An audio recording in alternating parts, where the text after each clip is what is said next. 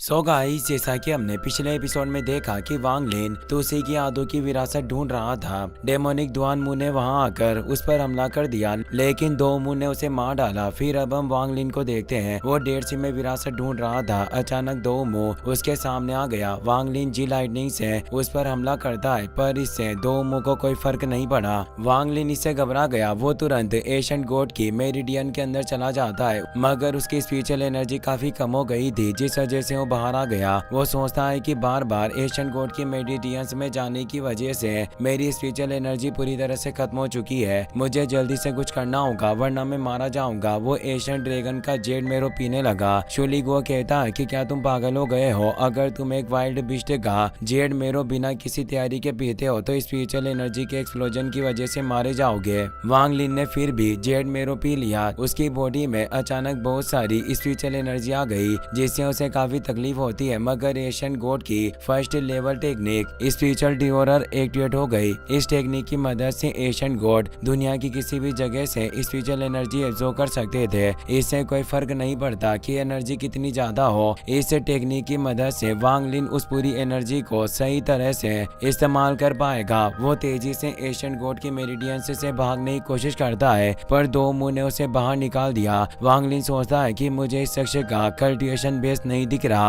पर इसे देखकर ऐसा लग रहा है कि यह सोल फॉर्मेशन रियल्म से ऊपर पहुंच चुका है। कहीं ऐसा तो नहीं कि यह सोल ट्रांसफॉर्मेशन कल्टिवेटर हो। वो दोबारा वहां भागने की कोशिश करता है, मगर दो मुंह ने उसे घायल कर दिया। वो कहता है कि तुम कोर फॉर्मेशन रियल्म पर होकर बार बार एशियन गॉड मेरिडियंस के अंदर जा रहे हो। इससे पता चलता है कि तुम्हारे अंदर काफी हिम्मत है, पर इसमें कोई समझदारी नहीं है। वो वांग लिन से ड्रैगन जेड मेरो लेकर उसे देखने लगा। वांग लिन पूछता है कि क्या आप इस मेरो के बारे में जानते हैं? दो मुंह कहता है कि मैंने फर्स्ट लेवल स्पिरिचुअल ड्रैगन को अपना पेट बनाया था, पर फिर मैं उससे ऊब गया, इसीलिए मैंने उसे मारकर जेड मेरो निकाल लिया। वांग लिन को उस दीवार की याद आती है जहां उसे स्टोरेज बैग मिला था। वहां लिखा था कि मैंने फर्स्ट लेवल ड्रैगन को कंट्रोल किया था, पर अब लगता है कि एशियन गॉड लैंड में वो बात नहीं रही जिसकी लोग अफवाहें फैलाया करते। वांग लिन समझ जाता है कि टावर में दो मुंह ने ही वो बातें लिखी थी। दो मुंह कहता है कि तुम एक 100 लीटर हो, इसीलिए तुमने स्पिरिचुअल ड्रैगन को जेड मेरो पीने की हिम्मत की। और क्या तुम इसी वजह से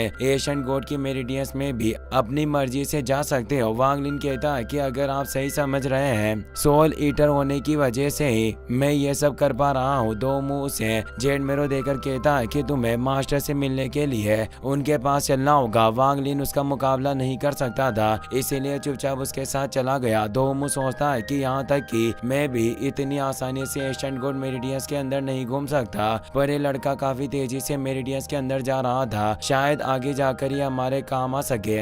वो वांग लिन को लेकर तुओ सेन के पास पहुंच गया। वो वांग लिन को अपने घुटनों पर बैठने के लिए कहता है, लेकिन तुओ सेन ने मैजिकल लैंड की मदद से उस पर अटैक करके उसे जमीन पर गिरा दिया। वो कहता है कि तुम्हें ज्यादा बोलने की जरूरत नहीं। वांग लिन के इससे होश उड़ गए। वो सोचता है कि बिना स्पिरिचुअल पावर फ्लक्चुएशन के मुझे तुओ सेन के कॉन्शियसनेस के बारे में भी पता नहीं चल रहा। क्या यही एक एशियन गॉड की पावर होती है? तुओ सेन पूछता है कि क्या तुम 100 लीटर हो? वांग लिन हमें जवाब देता है। तुओ सेन को उस पर भरोसा नहीं था, इसीलिए वो अपनी बॉडी से एनर्जी रिलीज करता है, जिससे दो मुंह के साथ सारे पपेट्स को परेशानी होती है। पर वांग लिन को इससे ज्यादा फर्क नहीं पड़ता। तुओ सेन इससे खुश हो गया। वो वांग लिन को तुसी के कॉन्शियसनेस से बनी चेन को एब्जॉर्ब करने के लिए कहता है। वांग लिन कॉन्शियसनेस को एब्जॉर्ब करने लगा, जिससे चेन कमजोर पड़ गई, पर वांग लिन भी काफी थक गया था। तुओ सेन खुशी से हंसने लगा। वो अपने गुलामों से कहता है कि तुम देख सकते हो कि इस बच्चे ने कुछ ही वक्त में चेन को कमजोर कर दिया, पर तुम बेवकूफ हजारों सालों तक कोशिश करने के बाद भी कुछ नहीं कर सके।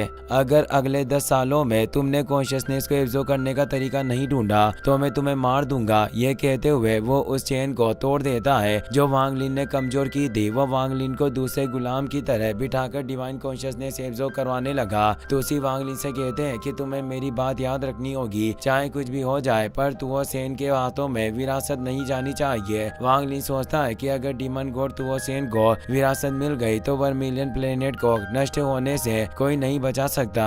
तो सेन दो मुंह से कहता है कि ये 100 लीटर अभी काफी जवान है और इस स्पीड से डिवाइन कॉन्शियसनेस जो करने में इसे काफी वक्त लगेगा। बेहतर होगा कि तुम सोल कोर बनाने में उसकी मदद करो ताकि वो नेसेंट सोल रियल्म में पहुंच सके। दो मुंह वांग लिन को लेकर वांडरिंग सोल्स के पास आ गया। वो पूछता है कि जब मैंने तुम्हें पकड़ा तो आखिर उस वक्त तुम डेड सी में क्या कर रहे थे। वांग लिन कहता है कि तुम ब्लड सी के प्रोटेक्टर हो और मुझे पूछताछ करने के लिए ऐसी जगह पर लेकर आए हो जहाँ तुओ सेन को पता न चले आखिर तुम करना क्या चाहते हो। दो मुंह को इससे काफी गुस्सा आया। वो वांग लिन पर हमला करने लगता है पर तुओ सेन की वजह से रुक गया। वो कहता है कि मुझे याद भी नहीं कि आखिर बार किसने मुझे इस तरह बात की थी, इसीलिए बेहतर होगा कि तुम अपनी औकात में रहो। अब ध्यान से मेरी बात सुनो, मैं कोई ब्लड सी का प्रोटेक्टर नहीं हूँ। मैं और मेरे 10 साथी हम सब दूसरे प्लेनेट के कल्टिवेटर्स हैं जिन्हें तुओ सेन ने कैद किया हुआ है। हजारों सालों में सिर्फ एक साथी यहाँ से निकल कर भाग पाया। जैसे ही तुओ सेन कैद से आजाद होगा हम सब मारे जाएंगे। अब मुझे सच सच बताओ कि तुम्हें क्या चाहिए। वांग लिन कहता है कि मैं बस एशियन गोड लैंड से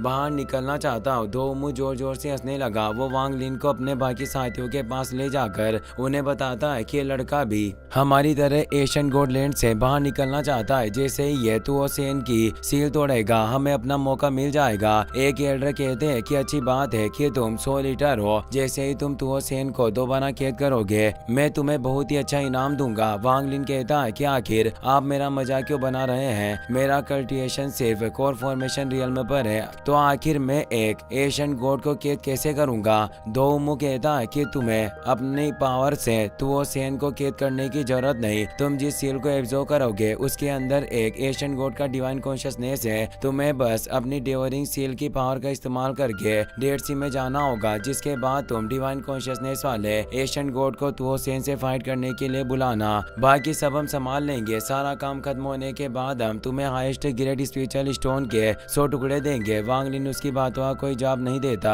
दो मुंह कहता है कि अगर तुम अभी भी खुश नहीं हो तो मैं तुम्हें best heritage treasure mixed beast control elemental bracelet देने के लिए तैयार हूँ। एल्डर कहते हैं कि तुम्हारे सामने एक बहुत ही ज्यादा खास और अच्छा ट्रेजर है। तुम्हें इसे अपने कंधों से नहीं जाने देना चाहिए वरना हमारे पास एक और रास्ता है जिससे हमें 100 लीटर की जरूरत नहीं पड़ेगी। वांग लिन कहता है कि मुझे माफ कर देना पर इस मिशन में मेरी जान जाने की संभावना है, इसीलिए मुझे कुछ और चीजों की जरूरत है। मैं चाहता हूँ कि हर सीनियर मुझे हेरिटेज ट्रेजर दे जिसके बाद मैं आपकी मदद करूंगा। एल्डर को इससे काफी गुस्सा आता है मगर दो मुंह ने उन्हें शांत कर दिया। वांग लिन कहता है कि मैं कोर फॉर्मेशन रियल्म में हूँ और ट्रेजर इस्तेमाल नहीं कर सकता। ये सोचकर आप मुझे कमजोर ट्रेजर देने की भूल मत करना। मुझे पावरफुल हेरिटेज वेपन की जरूरत है। दो मुंह ने उसे बिस्ट कंट्रोल एलिमेंटल ब्रेसलेट दे दिया। बाकी मॉन्स्टर्स भी वांग लिन को हेरिटेज ट्रेजर दे देते हैं। दो मुंह बहुत सारी वांडिंग सोल्स को एब्जॉर्ब करके एक सोल को बना देता है और वांग लिन ने उसे एब्जॉर्ब कर लिया जिससे वो नेसेंट सोल रियल्म में पहुंच गया। वो तुओ सेन के पास जाकर सील में से डिवाइन कॉन्शियसनेस एब्जॉर्ब करने लगा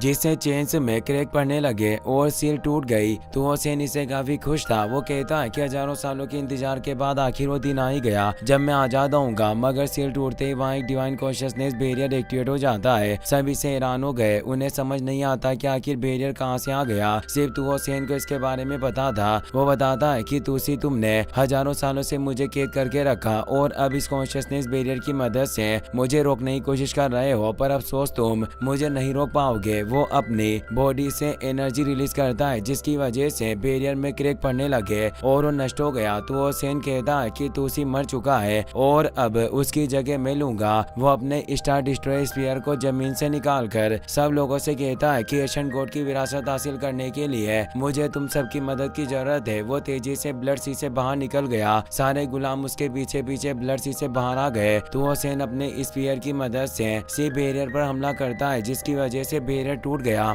तो वो सेन सबको लेकर डेड सी के ऊपर चला गया। वो कहता है कि Asian God weapon God slayer sphere को भी मेरे सामने हार माननी होगी पर उससे पहले मैं एशियन गॉड की याद की विरासत को हासिल करूंगा। वो अपने स्फीयर स्लेयर से डेड सी में अटैक करता है जिसकी वजह से सारा पानी साइड में हट गया। ये देखकर वांग लिन के होश उड़ गए। वो सोचता है कि दो मुंह और उसके साथियों की पोजीशन सिचुएशन काफी अजीब है, पर उन्होंने चालाकी से तुओ सेन को घेर कर रखा है। दोमू अपनी माइंड पावर की मदद से वांग लिन से कहता है कि आखिर तुम क्या सोच रहे हो, तुमने अभी तक तुओ सेन को सील करना शुरू क्यों नहीं किया? अगर उसे विरासत मिल गई तो हम कुछ नहीं कर सकेंगे। वांग लिन कहता है कि मेरा कल्टिवेशन लेवल काफी कम है, जिस वजह से मुझे काफी वक्त लग रहा है। आपको फिक्र करने की जरूरत नहीं, मैं आपका प्लान बर्बाद नहीं होने दूंगा और हम वक्त से पहले तुओ सेन को कैद कर लेंगे। सब तेजी से डेड सी की गहराई की तरफ जाने लगे। इसी के साथ ये एपिसोड यहीं पर खत्म हो जाता है।